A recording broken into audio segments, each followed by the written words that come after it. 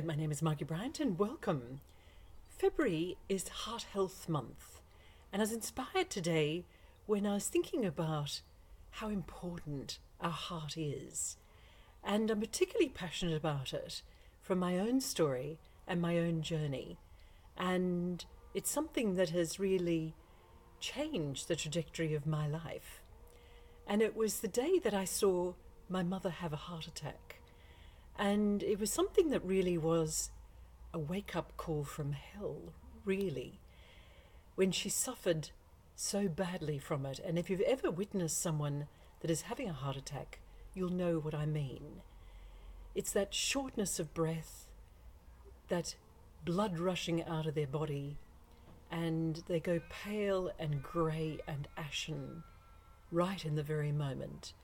And quite frankly, you don't know whether they're going to live.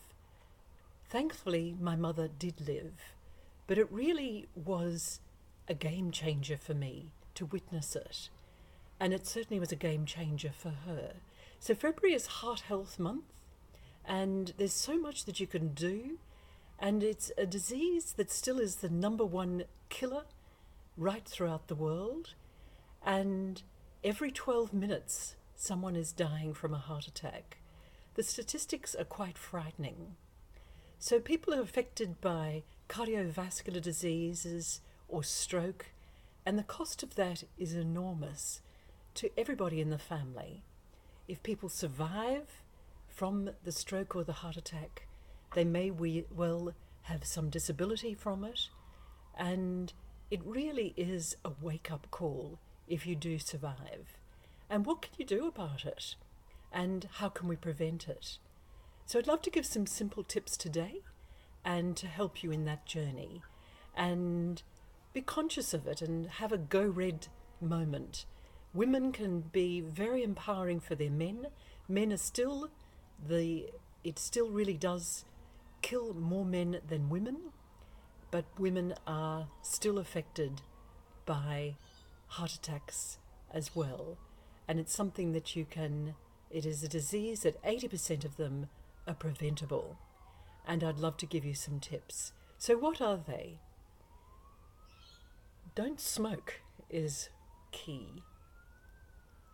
If you have diabetes, diabetes type 2 is again preventable. You have ate your way there. And you have a higher risk of having a heart attack or stroke if you're diabetic, and particularly diabetes type 1 or type 2. And type 2 is preventable, and you can eat your way back out from that. Really avoid those trans fats and those saturated fats, which is what you're cooking with, is the cooking oil or in the biscuits or in the cakes.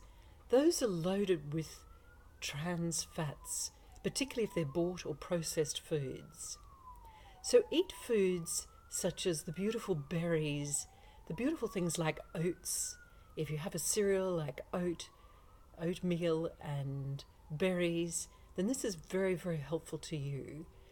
Prevent and choose things like spices rather than salt.